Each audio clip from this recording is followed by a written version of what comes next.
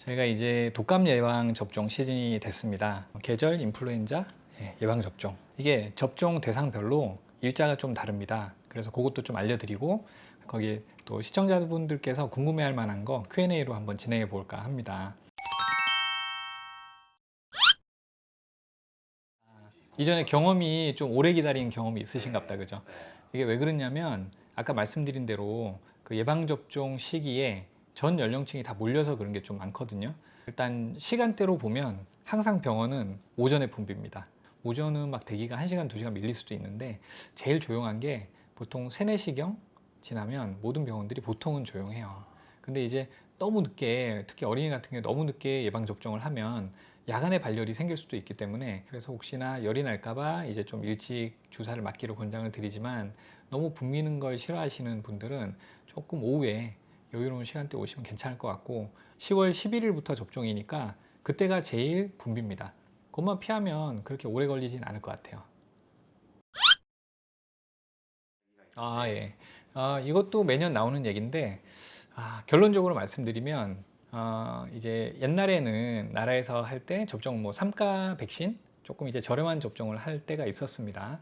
근데 요즘은 4가 백신을 나라에서도 이제 제공을 하기 때문에, 그래서 나라에서 주는 것도 4가, 저희 병원에서 드리는 것도 4가인데, 이제 생산을 하는 공장마다 공정이 약간씩 다르고, 제가 생각할 때 여러 가지 이제 백신을 놓고 비교를 해봤을 때 제가 선정한 백신이 2가지가 있어요. 그거는 이 인터뷰 마지막에 제가 공개를 하겠습니다.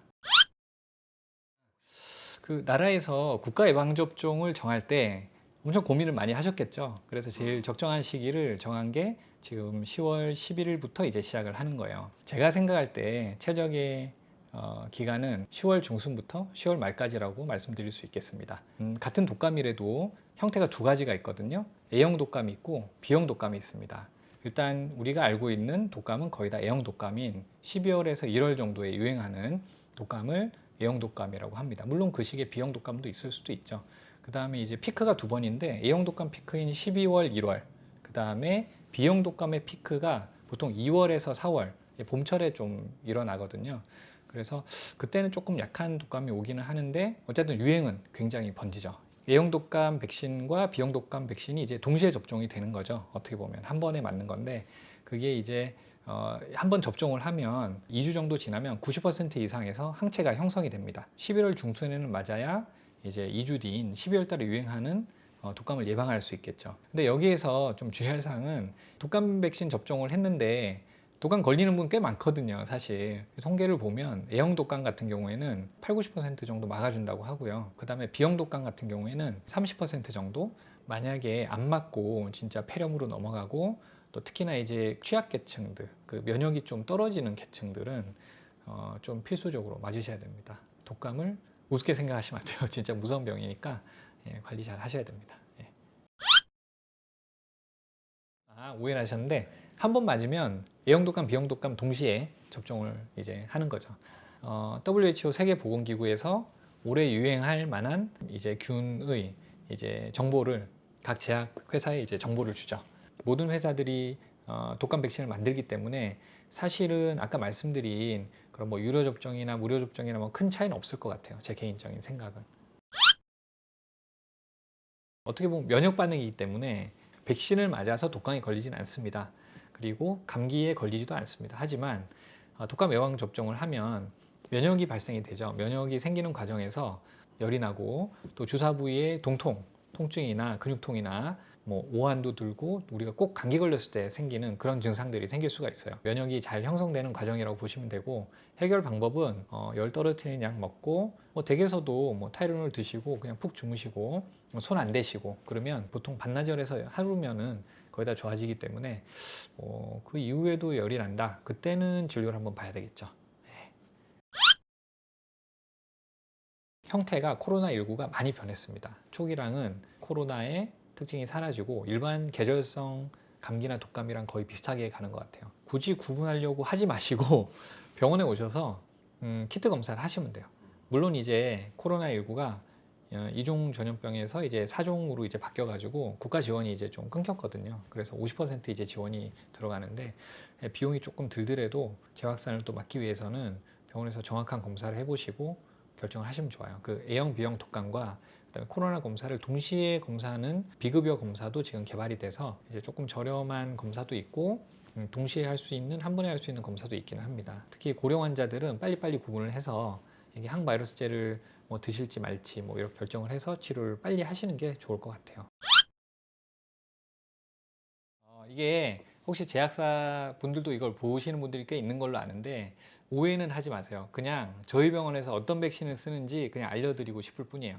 국가에서 접종하는 백신은 매년 사업자를 선정을 해서 그각 병원에 인계를 합니다. 그래서 저희도 이제 받기 시작을 했고요.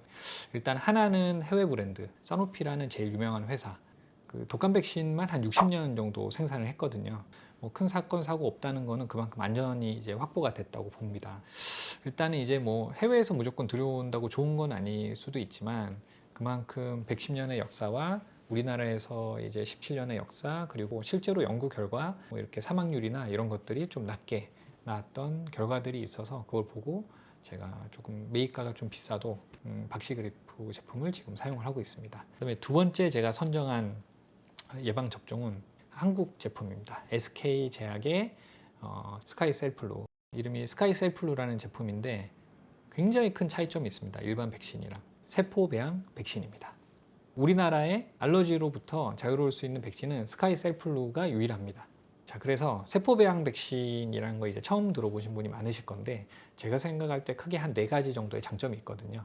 첫 번째 장점은 지금 유행하는 그 바이러스와 좀 유사하게 주사를 좀 만들 수가 있어요. 그 다음에 이제 두 번째 장점은 이게 무균 시스템으로 하기 때문에 연구실에서 만들기 때문에 좀 더 안전하지 않을까. 그리고 아까 세 번째는 아까 말씀드린 이제 계란 알러지가 있는 분도 접종할 수 있는 유일한 백신이 스카이셀플루뿐이 없다. 그리고 이제 네 번째는 사백신 대비해서 이상 반응 발생률이 좀 낮다는 거죠. 이제 나는 브랜드를 좀 선호한다 하면은 박시그리프 테트라 사노피사의 이제 백신으로 유명한 회사 걸 쓰시면 되고, 나는 알러지가 좀 걱정이 돼요, 좀 안전한 거 하고 싶어요 하면은 그래도 국내에서는 제일 또 브랜드가 있는 SK제약에 있는 스카이셀플루를 이용하시면 될 것 같습니다. 이제 저희 병원은 작년에 이제 코로나 때 좀 안 맞으셨을 때 빼고는 제가 선택권을 드리기도 해요. 초반에 오시는 분들은 이제 타 병원들은 이게 어떤 브랜드의 제품을 쓰는지 공고를 안 하는 게 대부분이라고 보시면 돼요. 먼저 문진표, 이거는 귀찮아서는 안 쓸래 하는 분도 있지만 나라에서 이거는 권고사항이에요. 와서 간단하게 적는 거 저희가 다 도와드릴 테니까 문진표 작성을 하셔야 되고요. 열 나는지도 한번 보셔야 돼요. 열이 있을 때는 접종의 제일 금기사항입니다.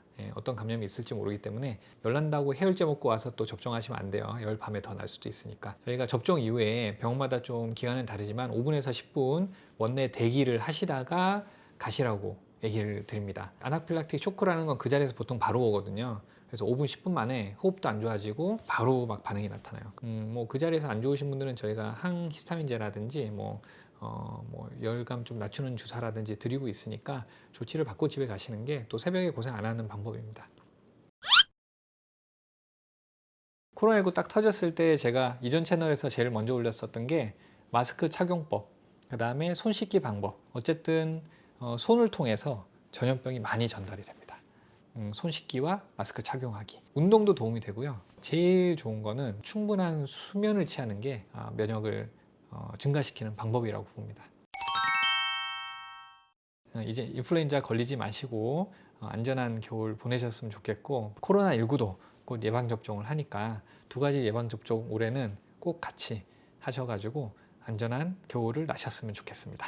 지금 혹시나 질문 있는데 못했다 하시는 분들은 밑에 댓글창에 글 남겨주시면 제가 보는 즉시 또 제가 아는 지식 한도 내에서 댓글을 남겨드릴 테니까 구독, 좋아요, 알람 설정 이번에도 부탁드리고 댓글도 언제든지 제가 보고 있으니까 질문 남겨주시면 또 성심껏 답변을 다하겠습니다. 오늘은 그럼 여기까지 하겠습니다. 최바!